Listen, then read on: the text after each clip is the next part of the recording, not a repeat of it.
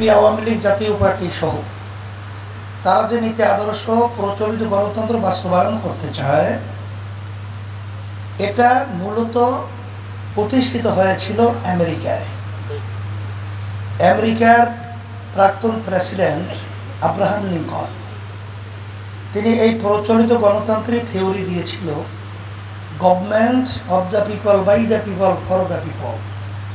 তিনি এক কথায় বোঝাতে চেয়েছেন সমস্ত ক্ষমতার মালিক জনগণ।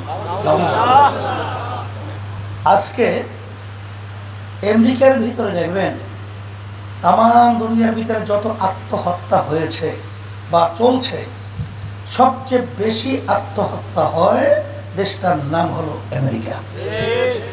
তাহলে এই নীতি আদর্শের মাধ্যমে যদি শান্তি আসতো, আমরা আমেরিকা দেখতে পেতাম। তাহলে সবচেয়ে অশান্তির আগুন সেখানেই ধাউ ধাউ করে জ্বলছে।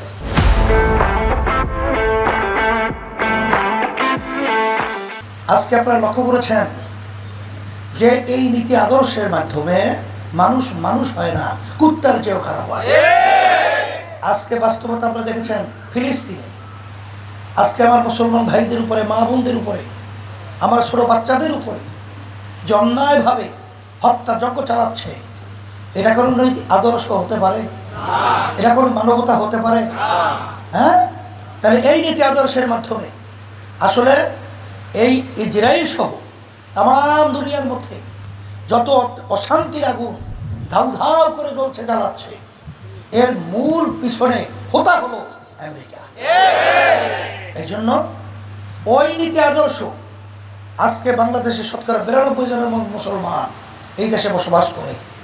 ওই নীতি আদর্শের মাধ্যমে আমাদের দেশ শান্তি হবে, মানুষ শান্তিতে থাকবে, আর মানুষ এই পরকালের মুক্তি পাবে। এরা যে চিন্তা করবে, এটা বোকার স্বর্গে বাস করা ছাড়া বিকল্প আর কিছু নেই। বাংলাদেশ 92% জনের মতো মুসলমান বসবাস করে।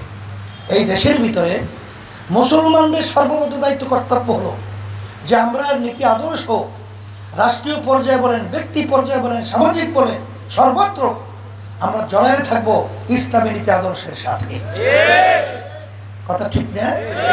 এরপরে আমি আপনাদেরকে স্মরণ করে দেওয়ার জন্য বলছি,